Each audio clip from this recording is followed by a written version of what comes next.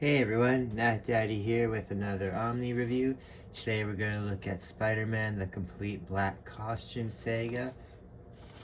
This is a particular favorite of mine. I have the cover with the Charles Weiss cover, the Web of Spider-Man 1 cover. Super nostalgic to me. I buy these comics whenever I can get them and try and get the CGC graded ones. Hard to get because of the black cover and high grade, so I do have a 9.8 regular one and I have a 9.6 newsstand. Always on a lookout for trying to get a 9.8 newsstand or else a Canadian price variant, which was being Canadian that too. Like I said, I've read these ones very much, a lot back in the day. I had this as a birthday present when I was a kid when it came out. As you can see, very well read. Must have read this 1,000 times and that. So most of these stories are contained in here. So again, lots of nostalgia going through this.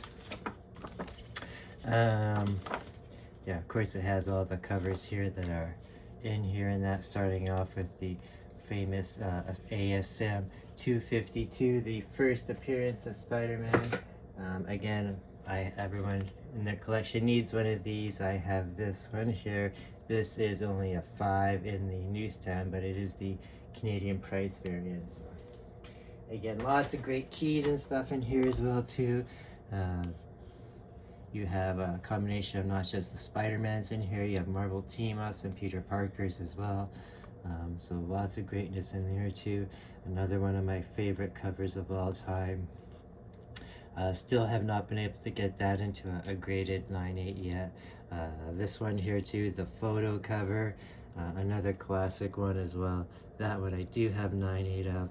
And recently, if anyone does follow the Nat Daddy channels and Facebook pages and whatnot, I was looking for they had the facsimile reprint come out last month of this, and there was a 1 in 25 new version of this that I was looking for. So I haven't been able to find that one yet.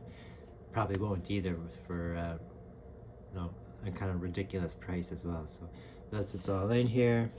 It says here, Peter Parker returns from the Secret Wars with a snazzy new black costume. That makes him faster and stronger and gives him an unending built-in supply of webbing. All the better for tussling for fearsome foes like the Rose, the Puma, and the Spot. But that curse of the old Parker luck. The suit is a hungry alien. It's grown very attached to him. Spider-Man will face the fight for his life against the symbiote that is destined to become his deadliest enemy, Venom. So like I said, it does have all those issues in here, and it mentions the Secret Wars stuff quite a bit, but it doesn't actually have the Secret Wars issue in here because that issue didn't come out yet at the time. So let's jump right into this. Again, this is that classic there. In the back is the back of that graphic novel there too. So again, this hits all nostalgia points for me. Lots going on at this time. Like I said, Spidey comes back from the Secret Wars with this new costume. He's seeing the Black Cat off and on dating wise. There's that issue I was talking about, iconic as well.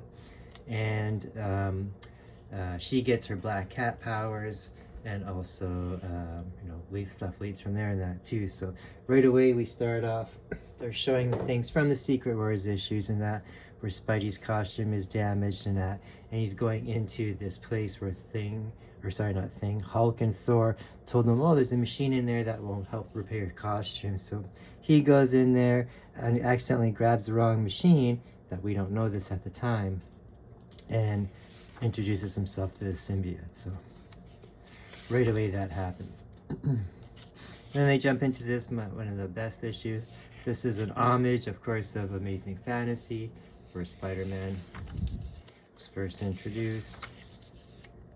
And right away, it jumps into that. And they don't refer too much more than the Secret Wars about that, because this was just going on at the exact same time. So even though here he's back already, it's just beginning. So it takes a year to tell that story. So another one of my favorite books of all time too is the Secret Wars. So, of course, that's where again, the first issue of that, so another one of my favorite book and covers of all time. Alright, let's jump into this book. So much spins out of this book, it's crazy. So again, Spidey with his costume and his new powers and what his suit's able to do. Really, this is some of my favorite Spider-Man art at the time here. And what we find out throughout this run here is that the suit is actually a symbiote, and it wants to, bond permanently with Peter Parker and that. So you can see she sees Peter for the first time in his new suit.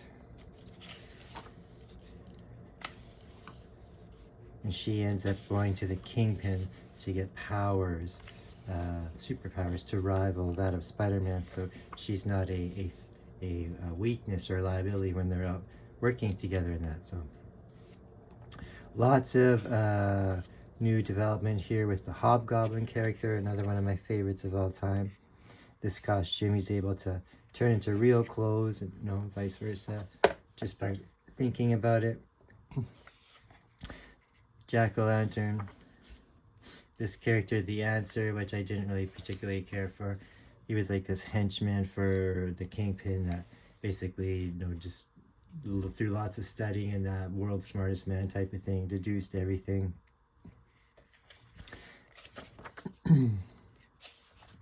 We find out throughout here that the costume at night when Peter's supposed to be resting is taking advantage of him and making him go out and exert himself and that to feed off the adrenaline, and that's why he's always tired all the time.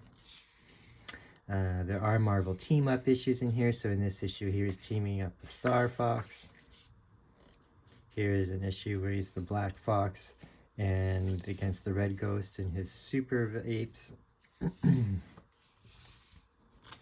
So I remember reading all of these and buying these all off the shelf as a kid. Here's one where he's teaming up with Alpha Fight.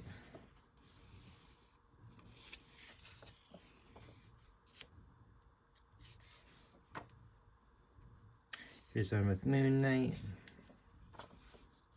Here's this Peter Parker Spectacular Spider-Man. This is right when Cloak and Dagger had been introduced and were quite popular, and bringing back of Silvermane and the Kingpin. All doing this stuff trying to save his wife's life, who she's sick with a critical illness always.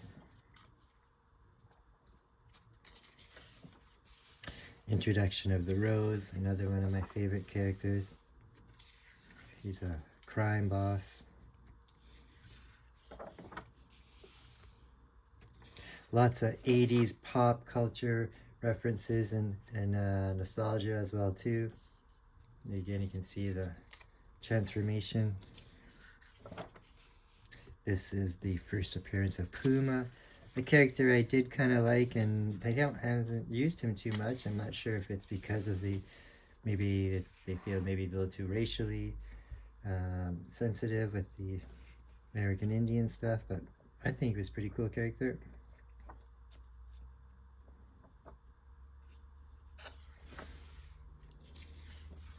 Again, one of my favorite covers of all time. Mary Jane just tells Peter Parker she knows he's Spider-Man, so that's going on in there as well too. And she's known for years. And again, like I said, Peter's trying to sleep in that, and the costume takes advantage of him, and while he's sleeping, making him be all exerting himself and that. So one of my favorites of all time. He goes to the Fantastic Four lab, and they find out it's a real creature, and they ended up capturing it, and they give Peter Parker this old Fantastic Four outfit with a paper bag on to get home. So Paper Bag Man. I know in a few of the Spider-Man video games you can get that as a costume sometimes. I remember in the old PlayStation games, my son used to get that in one of the Spider-Man games. So, alright, we got him with Aunt May story, which was kind of lame. Lots of black cat stuff in here. And then here where Peter goes back to his original. But again, one of my favorite covers of all time. Seeing him go through the routine of putting on the old costume made me think of the old cartoon.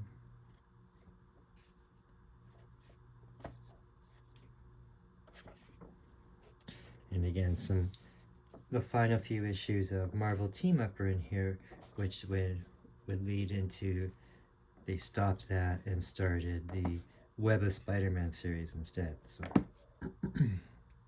great Hobgoblin work here.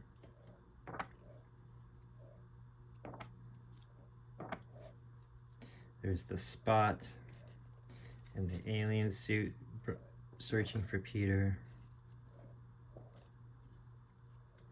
This is the first appearance of the Spot. Anyone that's seen the recent Spider-Verse or Across the Spider-Verse movie, that was the villain.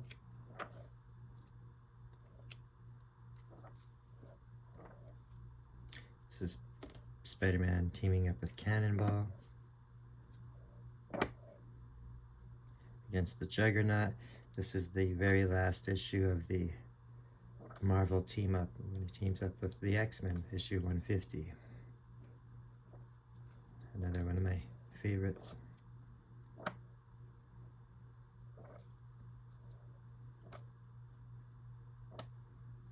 And then some more ASM here. More Peter Parker battling the Spot. And against the Kingpin. Lots of stuff against the Kingpin here. And then they ended off with the final issue here is the Web of Spider-Man, one I was telling you about. So at the end of this issue, or at the beginning of this issue, the alien suit is hiding in the closet and it jumps on Peter. And this is where he ends up having to fight it off by going to the church bell tower and using the ringing bell there, these sonics, to drive it off. And at the end of this issue here, it saves him, drags him out of the way because he's passed out from all the ringing of the bell. It's slowly killing him, and it drags him down the stairs there, and we think it dies or whatever in that. So, and then we have here the backup artwork that shows all the beginning stuff, some cover pages in that, but